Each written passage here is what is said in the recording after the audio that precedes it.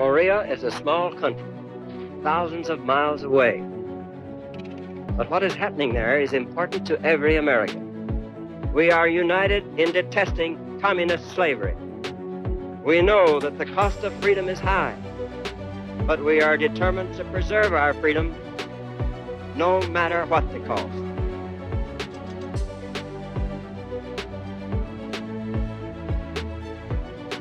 The Japanese had occupied the Korean Peninsula for many years, and after World War II, and they were defeated, like in other locations you can think of, the peninsula was divided in parts, with the Soviet Union occupying the north and administering it, and the Americans and other UN forces eventually occupying the south until a new government could be agreed upon. They couldn't agree because in the north, the communists wanted control not just of the north, but of the entire peninsula.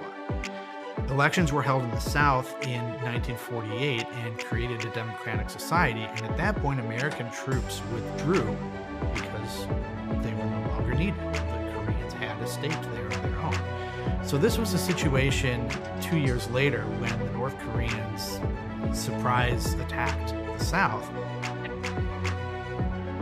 The surprise attack was a mass attack with large numbers of ground forces and tanks, but also an air force that the Soviets had trained and equipped for the North Koreans.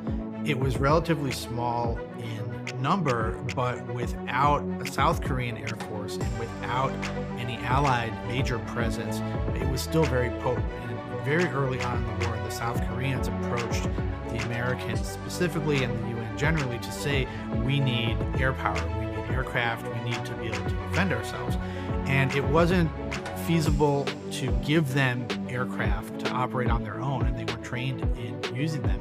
And so very early on, the American ambassador to South Korea reported back, they need immediate air power, and the course of the war in general will be determined by the presence or absence of American air power. I am proud to report that the United States is prepared to furnish assistance to the Republic of Korea.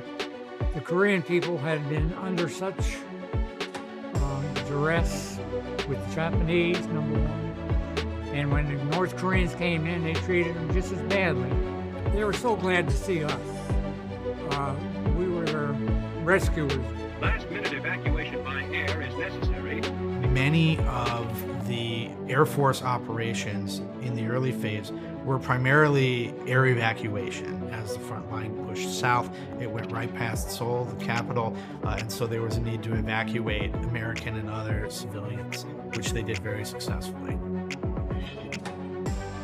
The other major role for the U.S. Air Force from the opening phase was to apply as much air interdiction as they could in order to starve the attacking forces of resources.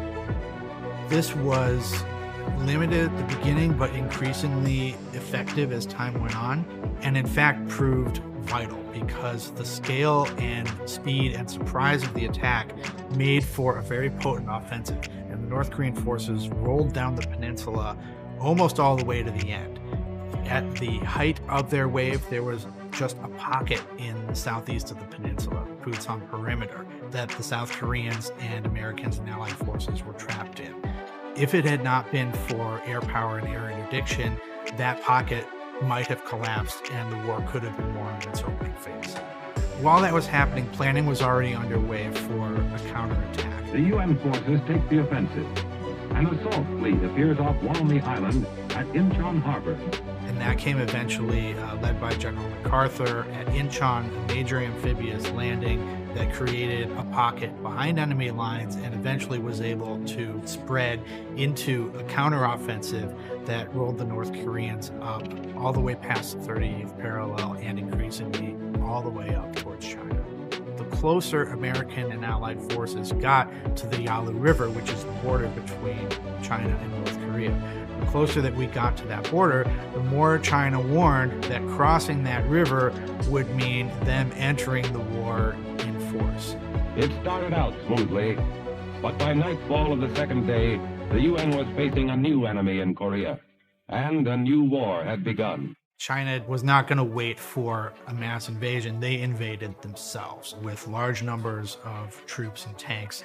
And that Chinese offensive then was the second major turning point in the war, opening up a third phase in which a Chinese-led offensive drove towards the south. And this also saw the appearance and increasing frequency of Russian MiGs, which were an incredibly effective jet fighter and a major threat in their own right. But fortunately, the United States Air Force already had a new, more advanced jet fighter in the development pipeline, and that's the F-86 Sabre. We had F-86s and P-51s. Each flight had their own job, and the F-86s were escorts for B-29s heading north. It was designed as a fighter interceptor or also a fighter bomber, and it played both of those roles very well in the Korean War. It was not the equal of the MiG-15, but enough of its equal that the skilled American pilots could take advantage of that, and had an incredible air-to-air ratio over the course of the war. Many of the pilots in the Korean War had been pilots in World War II.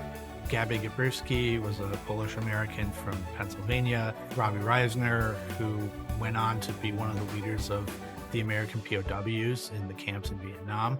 And then James Jabara, who was the first American jet ace.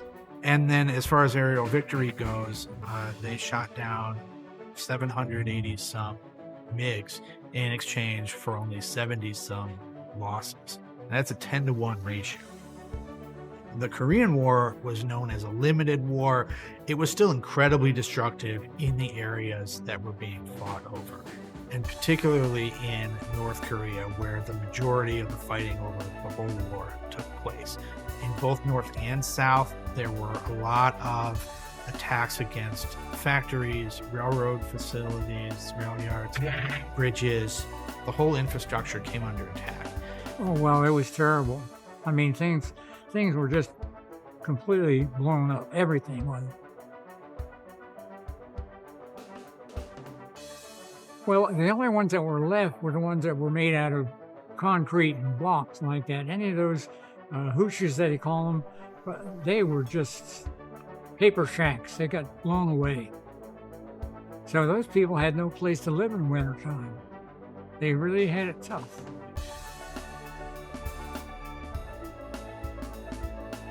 So the final phase of the war actually lasted the longest. After the Chinese attack was stopped, there was a bit of a seesaw campaign, counter-campaign, but fighting eventually stabilized around the 38th parallel. And after several years of that, it became clear that neither side could achieve full victory. The political negotiations continued and eventually settled on a ceasefire with a line of demarcation right at the 38th parallel where this had all started in the first place. That ceasefire technically persists today, and the war is what we call a frozen conflict, meaning that it is not technically over, but it is also not being actively fought. Well, it's difficult to think about over 36,000 of our troops died in Korea. Over 9,700 were wounded in Korea. So we bled for Korea to help the Korean people. We tried our best to make their life a lot better. And when we go back now to visit them, or they come to the United States to visit us, they are so glad for what we did for them when we were there. If you're talking about the importance of the Korean War, all you need to do is look at a simple picture. If you see an image of the Korean Peninsula at night, South Korea almost looks like an island.